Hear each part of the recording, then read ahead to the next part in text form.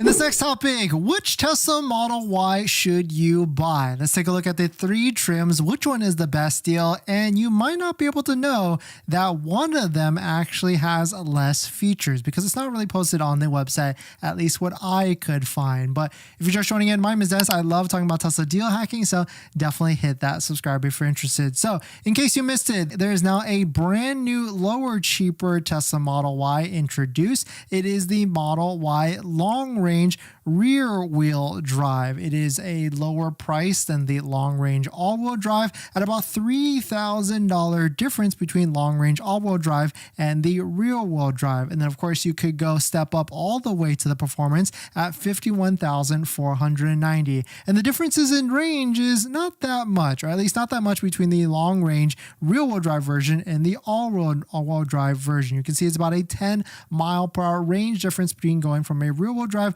to a all-wheel drive version. You lose a lot going to performance because it's bigger rims, staggered rims, and of course that 0 to 60 is much faster. But you might be asking, what is the difference between the rear-wheel drive and the all-wheel drive? Well, simple on the surface is that it's a $3,000 difference between the two of them. But the biggest difference is going to be what is simple. It's what is the rear-wheel drive versus the all-wheel drive. And if you don't need all-wheel drive, then that's a pretty simple decision for you. But if you live in a place where you need all-wheel drive, then certainly that could make a lot of sense. But here it is posted on Tesla's website. They try and make it easy for you to compare and contrast between the two, but it's still really confusing because you can see like this is seating up to 5 and this is seating up to 7. Cubic feet is about the same between the both of them, and you've got big 0 to 60 differences between the both of them as well. But pricing, that is a little bit confusing because one says after the savings price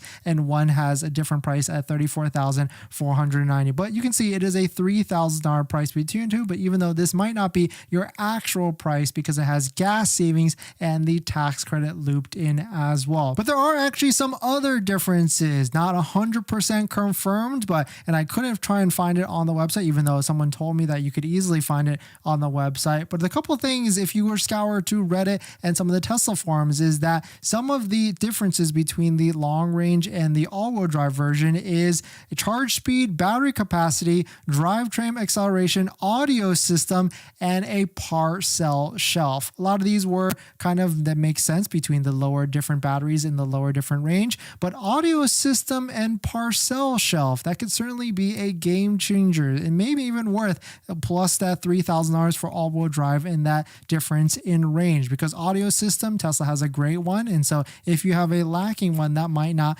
make the most sense for that. And then parcel shelf, you can buy that on the secondhand accessory market for like $100 to $200, and so maybe you can get one that's not off-brand, so maybe that doesn't make sense. But just want to give you these different links in different threads of all the different differences between the long range all-wheel drive and the rear-wheel drive. My thoughts on it are, like, if you're going to be keeping it for 3 to 4 years, then certainly the long range is a better value and will hold value more because more people want that long range all-wheel drive. But really, if you're in a place that doesn't really need that all-wheel drive, like California, Texas, or even Florida, then going for a rear-wheel drive could make a lot of sense. But really, I would say don't make any sort of decisions just yet. Wait until the end of the quarter because that's when the better discounts are going to roll out, and the decision might even be like $1,000 to $2,000 difference between, depending on if you find a demo vehicle one in stock on the higher version one with a bigger discount versus one which is the Model Y long range rear wheel drive with no discounts at all. So